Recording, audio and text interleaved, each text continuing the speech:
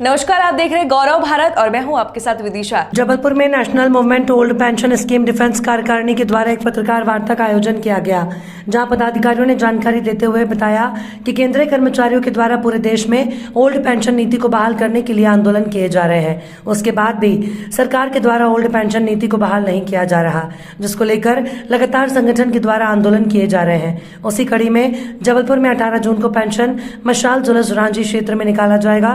वहीं देश के सभी सांसदों के घर और दफ्तर में जाकर घंटी बजाओ आंदोलन भी डिफेंस कार्यकारिणी के द्वारा किया जाएगा, जिससे कि सांसद उनकी बात संसद तक पहुंचाए, जिससे कि देश के केंद्रीय कर्मचारियों को ओल्ड पेंशन नीति का लाभ मिल सके।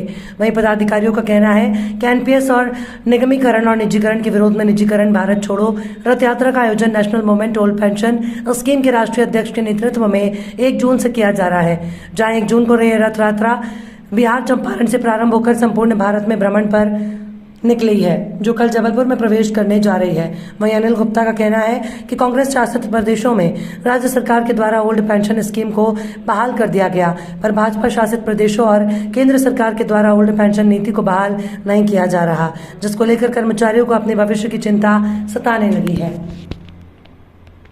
एनएमओपीएस का राष्ट्रीय संयोजक डिफेंस क्षेत्र प्रेम सागर, आपके माध्यम से मैं सरकार को ये बताना चाहता हूँ कि एनएमओपीएस पूरे देश में सभी कर्मचारियों के लिए पुरानी पेंशन लागू करने की मांग करती है। इस सिलसिले में दिल्ली में एक राष्ट्रीय बैठक आयोजित की गई थी। उसमें यह निर्णय लिया गया था कि सरकार अगर हमारी बातों को नहीं मानती है तो हम पूरे देश के कर्मचारियों को एकजुट करेंगे, जिसमें रेलवे, डिफेंस, तार, डाक, अन्य एक्सप्लोसिव डिपार्टमेंट, राज्य सरकार, केंद्र सरकार, रेलवे, सारे लोगों को संगठित करके दिल्ली पर चढ़ाई की तैयारी है।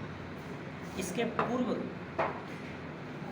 हम लोगों ने तय किया है कि देश में जितने भी 545 सांसद हैं, 1 अगस्त से लेकर 15 अगस्त तक सारे सांसदों को उनके आवास पर जाकर एक घंटी बजाओ कार्यक्रम होगा, जिसके तहत हम उन्हें ज्ञापन देंगे कि सारे सांसद मिलकर संसद भवन में हमारी बात को उठाएं और पुरानी पेंशन बहाल करें। अगर इसके बाद भी सरकार इस हमारी मांग को पूरी नहीं करती है तो हम लोग 1 अक्टूबर को दिल्ली में लगभग 30 से 40 लाख लोगों के साथ कूच करेंगे। देश भर में 80 लाख कर्मचारी हैं, उसमें से 30-40 लाख कर्मचारी हम लोग दिल्ली पहुंचेंगे, दिल्ली जाम कर देंगे और सरकार को मजबूरन पेंशन बहाल करनी होगी। कुछ राजनीतिक पहलू भी हैं इसके। अभी देखने में आया है कि 3-4 राज्यों में जहाँ कांग्रेस की सरकार आई है, उन्होंने तुरंत पुरानी पेंशन बहाल की है। इसलिए हम लोगों को अब ये बात समझ में आ गई है कि पेंशन बहाल करने के 2 ही रास्ते बचे, एक ही रास्ते अब बचे हैं, वोट फॉर ओपीएस।